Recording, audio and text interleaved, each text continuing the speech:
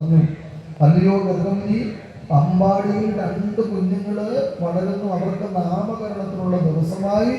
അതുകൊണ്ട് വളരെ ഗോപ്യമായിട്ട് മറ്റാരും അറിയാതെ അമ്പാടിയിൽ ചെന്ന് ഈ 2 കുഞ്ഞുങ്ങൾക്ക് നാമകരണം ചെയ്യണം എന്ന് പറഞ്ഞു. സജ്ജനങ്ങളെ, അതിന്റെ അടിസ്ഥാനത്തിൽ ഗർഗമുനി 27ാമത്തെ ദിവസം നാമകരണത്തിന് വേണ്ടി എവിടെ എത്തിച്ചേർന്നു? അമ്പാടിയിൽ എത്തിച്ചേർന്നു. അമ്പാടിയിൽ വന്നതിന് ശേഷം നാമകരണത്തിനുള്ള പൂജാതി കർമ്മങ്ങൾ, ഹോമാദി കർമ്മങ്ങളെല്ലാം ചെയ്തതിന് ശേഷം നിരവധി ജനങ്ങൾ ഈ കുഞ്ഞുങ്ങളുടെ പേര് കേൾക്കുന്നതിന് വേണ്ടി വളരെ ആകാംക്ഷയോടുകൂടി എല്ലാവരും അങ്ങനെ നിൽക്കുകയാണ്. അല്ലേ? നമ്മുടെ പേരിട്ടാലും അങ്ങനെയല്ലേ? ബന്ധുക്കളൊക്കെ വിളിക്കത്തില്ല 28 കിട്ടുന്നില്ലേ? എല്ലാവരും വരും, എല്ലാവർക്കും അറിയണം ഈ കുഞ്ഞുങ്ങളുടെ പേരെന്താണ് എന്നുള്ള ആകാംക്ഷയോടുകൂടി അമ്പാടി നിറച്ച് ആൾക്കാർ അങ്ങനെ ഈ കുഞ്ഞുങ്ങളുടെ പേര് കേൾക്കുന്നതിന് വേണ്ടി തയ്യാറായി നിൽക്കുകയാണ്. അപ്പോൾ ഗർഗമുനി പൂജാതി കർമ്മങ്ങളെല്ലാം കഴിഞ്ഞതിന് ശേഷം അദ്ദേഹത്തിന്റെ മുന്നിൽ ഇതുപോലെ ഒരു പീഠമുണ്ട്. ആ പീഠത്തിലേക്ക് കുഞ്ഞിനെ കൊണ്ട് കിടത്തണം. അങ്ങനെയാണ് അവിടെ അതിന്റെ വിധി. ഉടനെ തന്നെ ഗർഗമുനി പറഞ്ഞു, ഏതായാലും ആദ്യം ജനിച്ചതാരാണ്?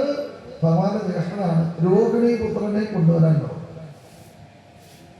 രോഹിണി എന്ത് ചെയ്തു? തന്റെ പുത്രനെ കുളിപ്പിച്ച് വൃത്തിയാക്കി നല്ല വസ്ത്രങ്ങളൊക്കെ അങ്ങോട്ട് ഉടുപ്പിച്ച് തിലകക്കുറികളൊക്കെ അങ്ങോട്ട് ചാർത്തി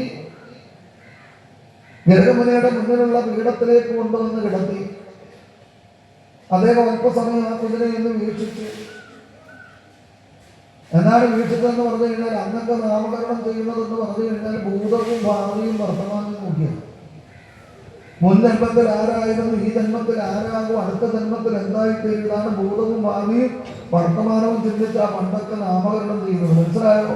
ഇന്ന് നാമകരണം ചെയ്യുന്നതെന്നാണ് അച്ഛൻ്റെ അമ്മയുടെ ആദ്യത്തെ അച്ഛനെടുത്ത് നമ്മുടെ കുഞ്ഞിനെ കിട്ടും. കൃഷ്ണൻകുട്ടിയുടെ ഗ്രീയും മിനിയുടെ മീയും നമ്മുടെ കുഞ്ഞിന് പേരിട്ടതാണ്. നമുക്ക് മെനക്കെടാൻ സമയമില്ല. അതാ സഹസ്രനാമം എടുത്ത് നോക്ക്, വിഷ്ണു സഹസ്രനാമം എടുത്ത് നോക്ക്, ഭഗവാന്റെ 1000 നാമങ്ങളില്ലേ? ലളിതാ സഹസ്രനാമം എടുത്ത് നോക്ക്, ഭഗവതിയുടെ നാമങ്ങളില്ലേ? ഇതിലൊരു പേരിടാൻ നമുക്ക് മെനക്കെടാൻ വളരെ ബുദ്ധിമുട്ട്. സഹസ്രനാമം നമ്മൾ കണ്ടിട്ട് പോലുമില്ല. അത് നമ്മൾ ചെയ്യുന്നത് എന്താ?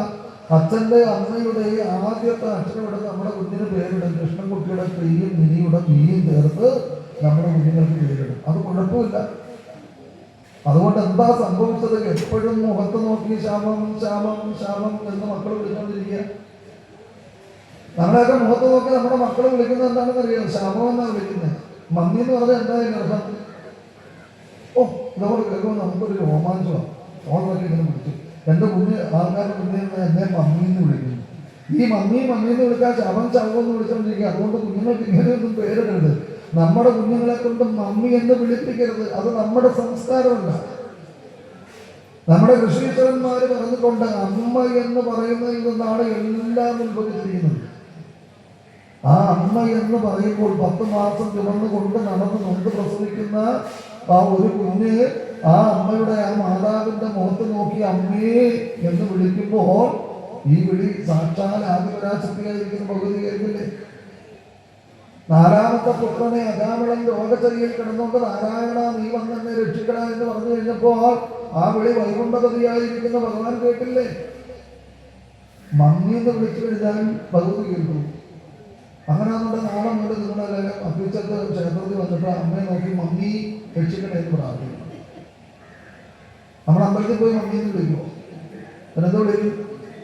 ആ അമ്മ തന്നെയാണ് നമുക്ക് ജന്മം തന്നത്. ആ അമ്മയുള്ളത് കൊണ്ടാണ് നമ്മൾ ഈ ലോകം കാണുന്നത്. സാക്ഷാൽ മഹാലക്ഷ്മിയാണ്. 10 മാസം ചുമന്ന് കൊണ്ട് നടന്ന് നൊന്ത് പ്രസവിക്കുന്ന അമ്മയെ കഴിഞ്ഞ് വേറൊരു ദൈവമില്ല.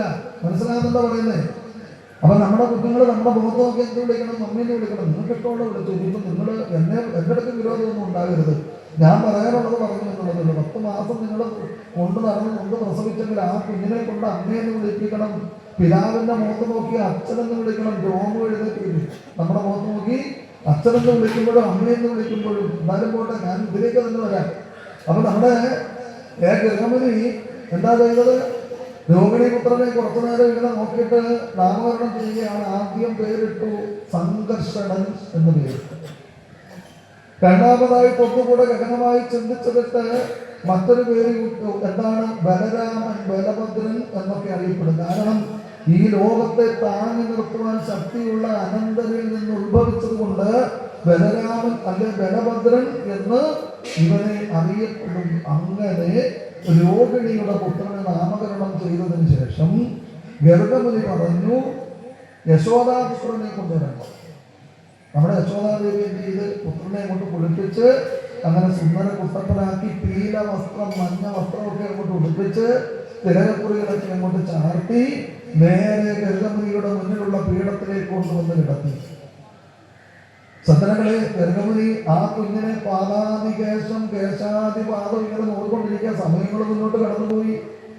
ഒരു പേര് അദ്ദേഹം പറയുന്നില്ല. ആൾക്കാരെല്ലാം അത്ഭുതപ്പെട്ട് നിൽക്കുകയാണ്. എന്തുകൊണ്ട് ഈ കുഞ്ഞിന് പേരിടുന്നില്ല? ഈ പേര് കേൾക്കുവാൻ ആകാംക്ഷയോടുകൂടി എല്ലാവരും നിൽക്കുകയാണ്. ഈ കുഞ്ഞിനെ എന്ത് പേരിൽ അറിയപ്പെടും?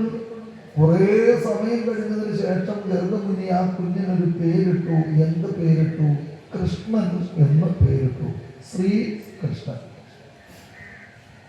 എല്ലാവരും പറഞ്ഞു ഈ കുഞ്ഞിനെ ശ്രീകൃഷ്ണൻ എന്ന് വിളിക്കപ്പെടും. എല്ലാവർക്കും പേരിഷ്ടപ്പെട്ടു. ഗർഗമുനിക്ക് ധാരാളം ദക്ഷിണ കൊടുത്ത് അദ്ദേഹത്തിനെ തൃപ്തി വരുത്തി അവിടെ നിന്ന് യാത്രയാക്കി. എന്നിട്ട് നേരെ എങ്ങോട്ട് പോയി? വസുദേവരുടെ അടുത്തേക്കാണ് പോയത്. വസുദേവരാനന്ദ പറഞ്ഞു വിട്ടത്